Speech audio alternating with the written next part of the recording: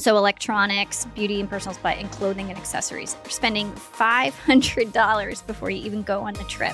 Which is more than 10% of the $4,000 you said they're spending. I think that's one of the things that sneaks up on people because you're budgeting food, lodging, travel, either gas money or plane ticket, and you're not thinking about adding to cart on Amazon for the month prior to your trip. Hello, Nick. Hello, Becky. Good morning. Good morning. How are you? Been great since the 30 minutes ago that I saw you at home. Yeah, it's been awesome. Well, good. I'm glad you could, happy to see me 30 minutes later even. So, yeah, you look lovely. Yeah, thank you. Thank you. You as well. Thank you. What are we talking about today? So today we are going to talk about summer travel. Tis the season. It is the season. So we're talking about this today because I don't know if you've noticed, but things are a little bit more expensive than they were last year. Yes. I actually just saw a report yesterday on CNBC that talked about how much pricing is up on all kinds of, cruises and airlines and gas prices and food. Yeah. Across the board, I think there's been an increase in prices. So I was wondering, if people are still going on summer vacation, because it's not really a rinse and repeat when the prices have changed this much. It's true. Yeah. So we're going to talk about going on vacation this summer and what a good tactic is. And so we're calling this Suitcases Packed, Budget Intact. Ooh, I like that. Yeah. Very nice. Because as much as I like to have a good time and I love a good vacation, it's important you don't get too out of control and derail some systems you may have in place for saving. Hey, that makes sense. Yeah. So where do you want to start? So we're going to start with talking about who's taking vacations and what kind of vacations they're taking. Okay. So I like vacations, for the record. There's so much information out there. So I scoured the internet for up-to-date information. And so Deloitte did a travel survey conducted in April of 2026, so pretty recently. Okay. It was over 3,500 people globally and everything. Actually, this one was Americans. And only 45% of Americans are going to take a summer vacation this year that includes paid lodging. Okay. So that would exclude like us going down to stay with your parents and visit them, but like an actual stay in a hotel. Mm-hmm. So about half of Americans. Yeah. Okay. So it's not the overwhelming majority. And in fact, it's less than half.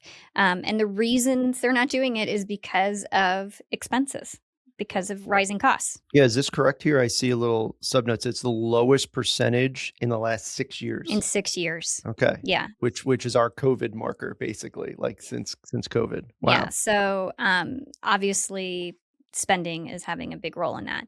And this was the part that got me. So of those that are traveling and using paid lodging, okay, they're actually going to spend more than they did last year by 17%, both by cost increase and by increasing their experience is how it was phrased.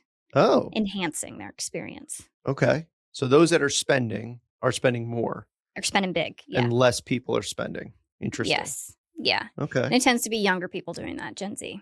Yeah. I could see it. If we're looking to book something now, I see all kinds of stats on less people are looking for flight information now than they were a quarter ago. Mm-hmm. So that kind of says less people are traveling, but we had to book some flights recently. I booked out for 6 months from now for a conference. It was astronomical to fly domestically on a OK airline with 3 of us here in the office. It was really, really expensive. Yeah. If you're going on a vacation this year and using that paid lodging, the average expense is going to be over $4,000. Wow. And I think that's per person. Wow. Yeah. So that would be your one vacation for the whole year. Yeah. That really should adjust expectations for people that, whether they're working or in retirement, when they say, I want to take one big trip and maybe 2 small trips. Well, all of a sudden, small trips have become expensive trips. Yeah. Oh. So speaking of increasing costs, I was wondering, what are they spending it on? And so one of those things is enhanced experiences. Okay. Right? So now we're not just going to like tour the museum, we're going to get like a docent to give us a personalized tour, or we're going to step it up. We're going to go to the spa. We're going to make it the trip, live large kind of situation. When was the last time you've used the word docent? I don't know. I don't think I've ever said the word, so it felt weird just now saying it. I've been reading about museums lately. So high class. It's on my mind.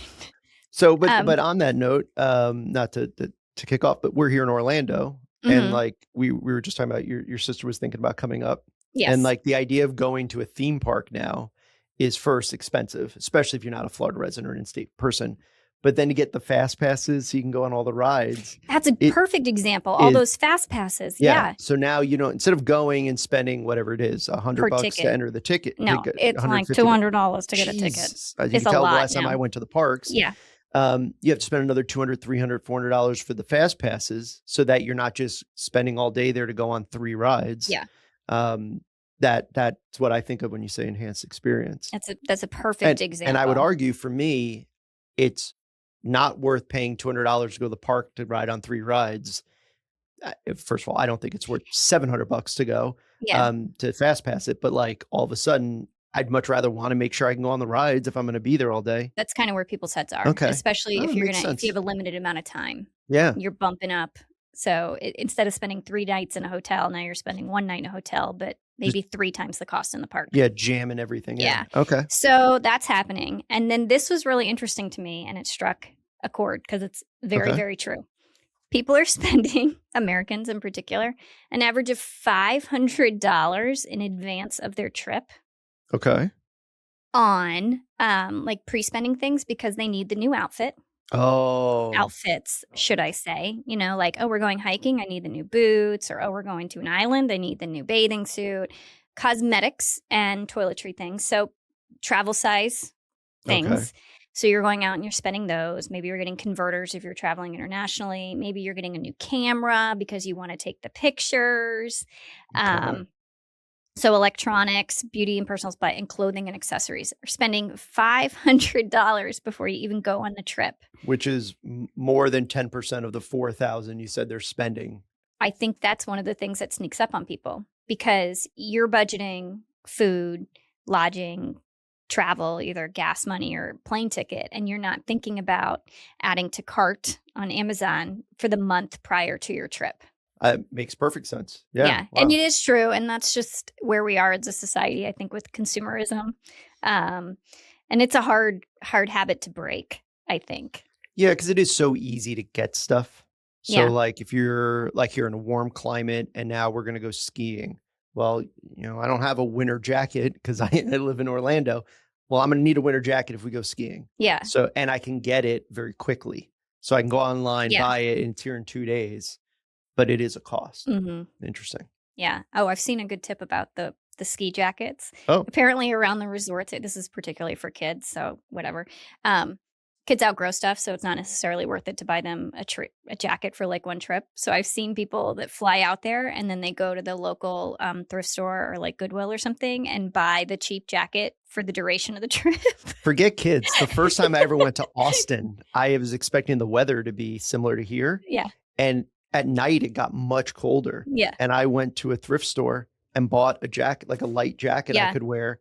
And I wore that for the whole trip. It cost me like $7. Yeah. And it was a nice jacket. I kept it for like another year after that. Yeah. For the ski resorts too, because people usually ditch their stuff before they come home if it doesn't fit their suitcase. Because again, when else are we going to use winter coats? Yeah. Oh, interesting. So I thought that was interesting that people are spending a significant amount before they even depart on their thing.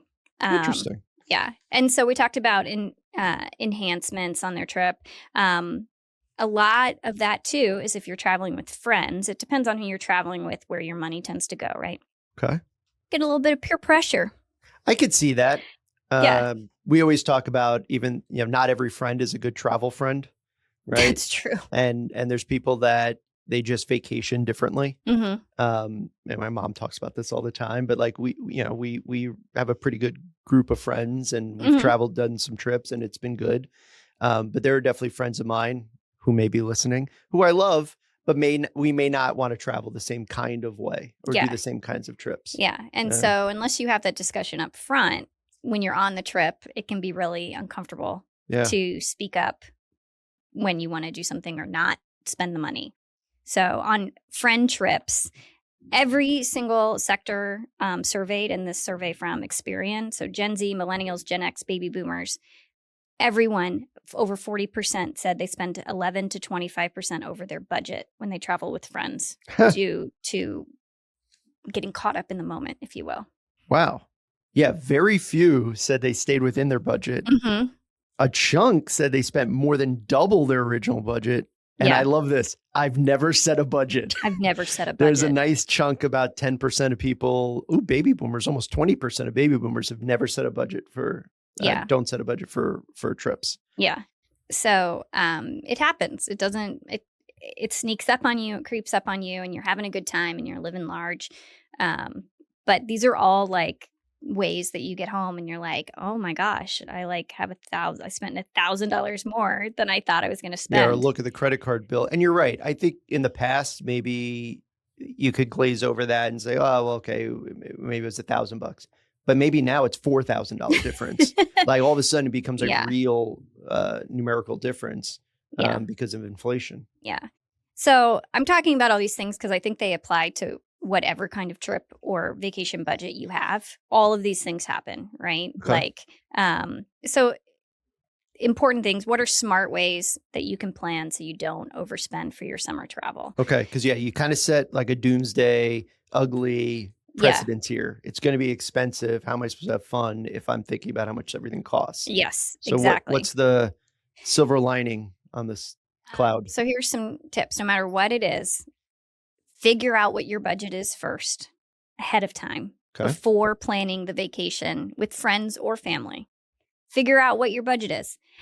And then seems reasonable.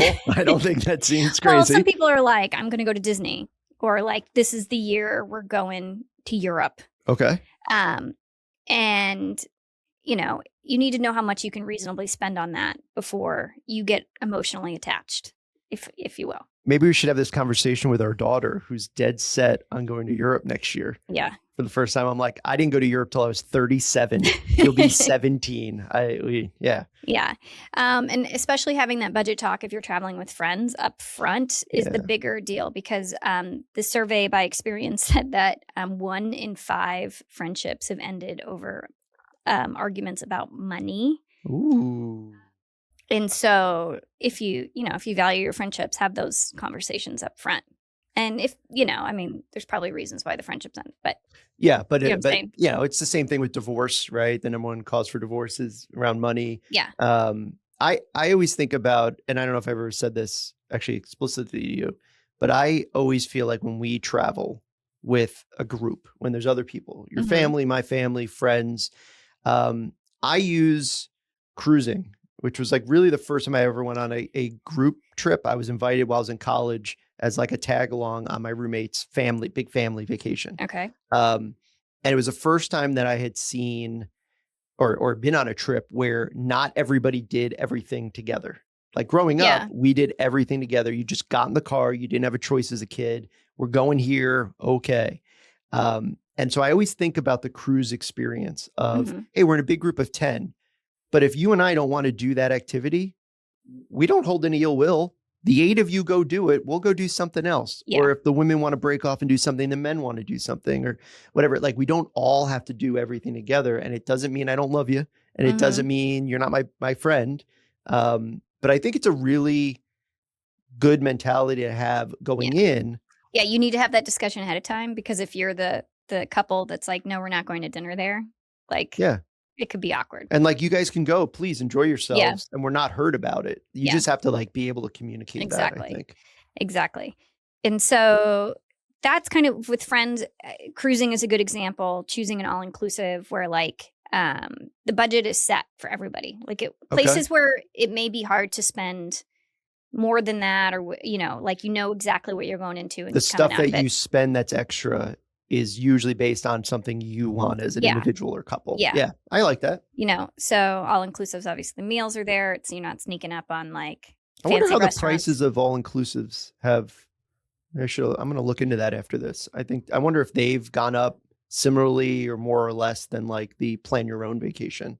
I'm not sure. I Might didn't be look into that. No, I'm going to look into it afterwards. and track your expenses, obviously, and split costs and all that stuff for friends. And now if you're traveling with a family, obviously things that you can do are take advantage of free or low cost options, local festivals, libraries, state parks, farmers markets, that kind of stuff. I mean, that's all kind of easy. And really look at your schedule and consider how often you're going to do stuff before you just jump into buying like season passes to the zoo or season passes to the science center or a theme park or something, or even a community pool. Because single day tickets may be cheaper if you don't actually get there as much as you want during the summer. Interesting, because I was thinking like those multi-day or the season passes, usually once you go to a place like 3 times, it's like a cost effective. So I guess really try to decide just evaluate if you're really going to get there as much as you want. How about shared housing? Shared housing. This is just something that came to mind. Yeah. Like if you have a big group of like 8, like renting like a 5-bedroom house instead of everybody getting their own hotel rooms, like that could probably enhance the We've experience. done it both ways. Yeah. And it worked one time and it did not work another. And now our friend group gets hotels rooms because we found that sometimes people like their space. I don't know. It depends on who it's with. So it could be cheaper. Yeah. I'm not sure. That's true, I guess. Yeah. I always think it's nice just to have like one giant group together. All the downtime then is kind of like a little more relaxed and casual. Yeah. But there's definitely people that doesn't work with. And then, of course, traveling on off times, off-peak travel times, if you can, if that's reasonable. I love this because I always think it's more important to spend time with the people than spend time with the people on a certain day. Yeah. Like, I don't care if we do anything for my birthday. We can go out 2 weeks later, 2 weeks before. I don't care if we're together on Christmas or we spend, the 3 days leading up to it or the week after. Like, I just want to be with the people. And for summer travel, like travel around the 4th of July and Memorial Day and Labor Day is always going to be more Very expensive. Yeah. So consider different times if those weeks are prohibitive in cost. In most places, you can light fireworks on days other than the 4th of July. Yeah. And let's be honest, fireworks. I know you don't like fireworks. They're fun, but everything leading up to anyway, that's just my opinion. And then something about off-peak times. I highly recommend what I call, if you say you're on a beach vacation, the reverse beach day. Reverse beach day. This works really well for families with young children. Oh, what is this? And this is tied to, normally when you go on vacation at the beach, you go to the beach all day, you relax, and then you go out to dinner. Okay. And this is a way to save money and have everyone be in a better mood, is you reverse it and you go out to breakfast instead. Because breakfast tends to be cheaper than dinner. Okay. When you eat out with the family. Your kids are generally in better moods in the morning. Everyone's in a better mood in the morning. They're not tired from being at the beach all day. They're not tired from being at the beach all day. So reverse beach day is go out to breakfast or lunch. Everyone takes an afternoon nap.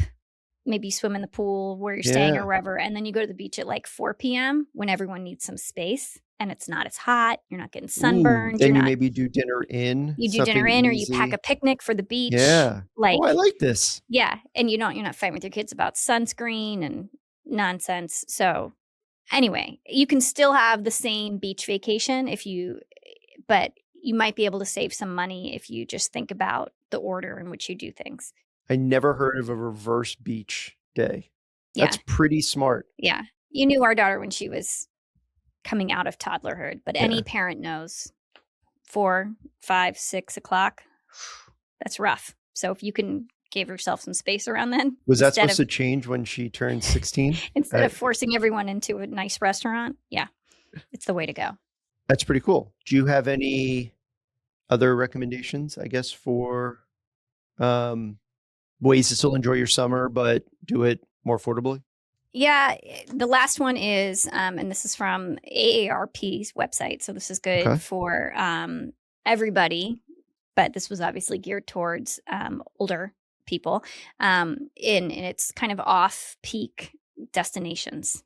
Okay. So we've seen things like this where it says if you want to go to Italy, go to Croatia. Yes. It feels the same, but it's cheaper. Mm-hmm. Okay. So and in this particular list, it had 8 places and they were all in the United States. So they didn't have international travel, which means you can drive potentially or take a domestic flight. Yeah. More accessible, cheaper to get to. Yeah. Okay. And they listed places all over the United States, the Berkshires in Massachusetts, an area that's not well named. It's called Driftless Area. Oh, and it's literally called Driftless Area, Yes.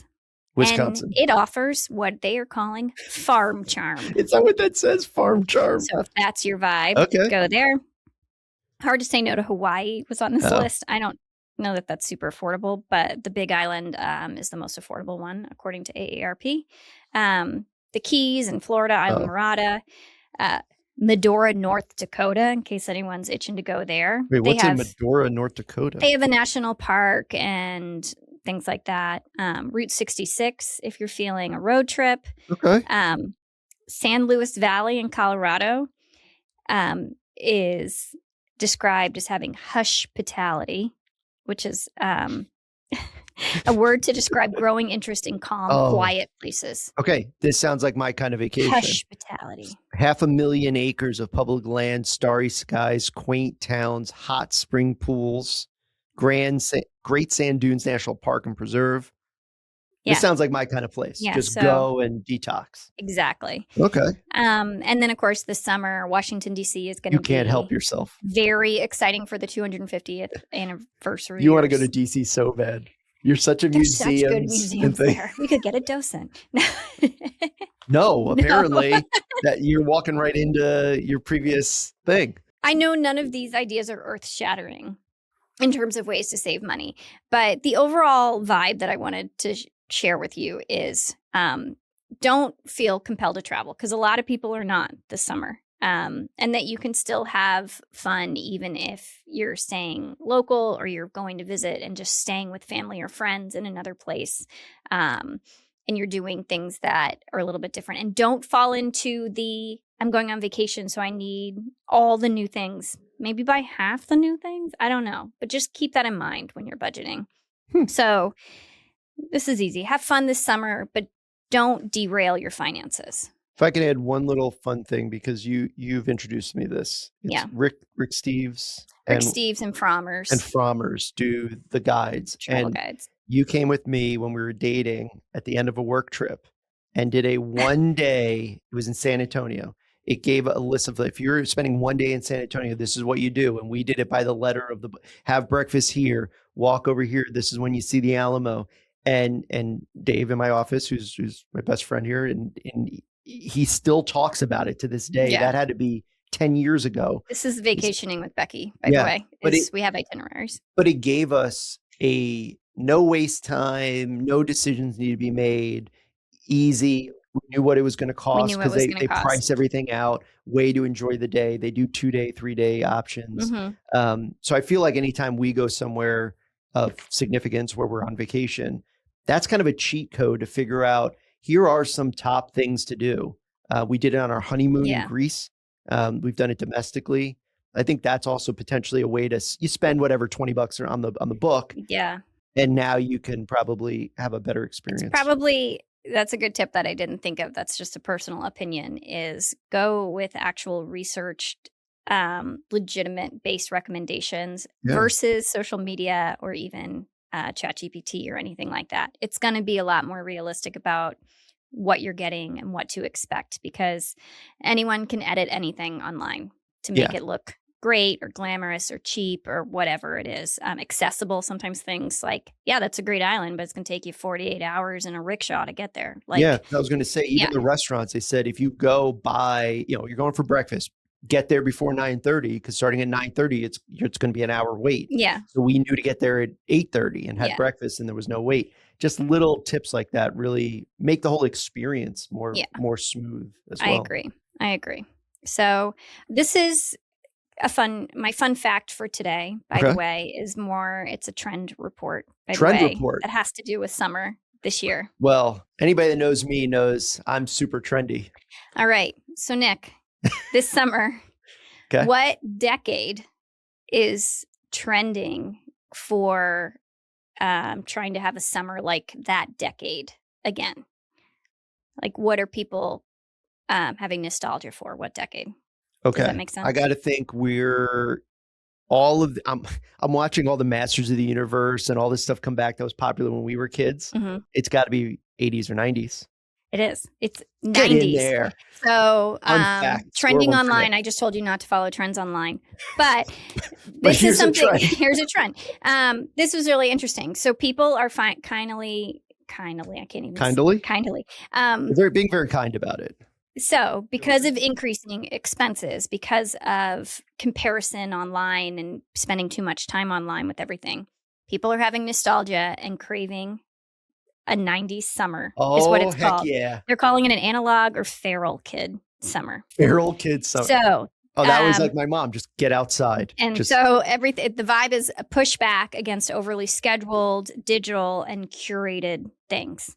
Okay. This is more like get out the slip and slide. Here's a popsicle, playing the sprinkler. Yeah, see you in an hour. Yeah, like you go to camp and you're gonna come home and I'm gonna let you watch TV. Like not play on your iPad or whatever, but like we're gonna put in a movie. We're gonna have a movie night, popcorn, real low key. We're gonna go to the park. It's kind of what they're calling it, like a middle ground parenting, because we went real extreme. Hyper curated. Everything has to be like planned out, and it's become too much. I think people are feeling the pressure point financially and mentally and emotionally. So because vacations should be fun, and I think they should be relaxing, right? But planning a vacation and then having an expectation of what, my kids we're gonna do all this great stuff and we're gonna go to the museum, but by the way, your kids aren't gonna enjoy the museum. Like if you know that going in, don't set yourself up for failure of having like the arguments and all that stuff. Oh, I like that. Yeah. I like the Colorado place that just was like, go outside and just exist.